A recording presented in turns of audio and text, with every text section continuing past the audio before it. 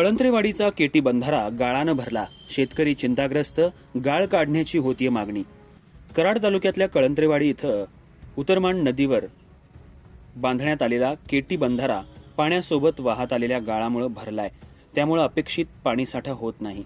अलीकडच्या काळात या बंधाऱ्यावरील पाणी उपसा वाढल्यामुळे 15 दिवसांमध्येच बंधाऱ्यातलं पाणी आटतंय।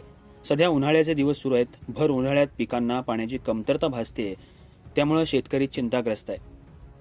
म्हणूनच महसूल तसंच पाटबंधारे विभागानं संयुक्तपणे बंधाऱ्याचा सर्वे करून बंधाऱ्यातील गाळ काढण्याची प्रक्रिया सुरू करावी अशी मागणी शेतकरी वर्गातून होतीये।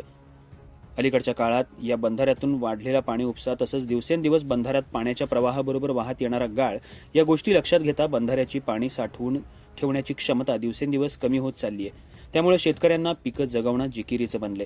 त्याचबरोबर भविष्यात उतरमांड नदीच्या पाण्यापासून वंचित असलेल्या शेतकऱ्यांकडून पाणी परवान्याची मागणी वाढून आणखी पाणी उपसा वाढण्याची शक्यता नाकारता येत नाही।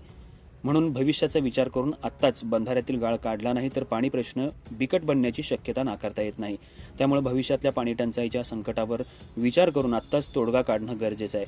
सध्या बंधाऱ्याचे निरीक्षण केलं असता अंदाजे 10 फुटांपर्यंत माती मिश्रित गाळ, वाळू, गोटे या गोष्टींचा खच पडलाय।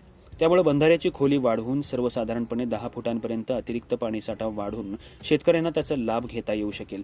त्याचबरोबर पाण्याचं पहिलं आवर्तन सोडल्यानंतर दुसरं आवर्तन सोडेपर्यंतच्या कालावधीत पाण्याची कमतरता भासणार नाही।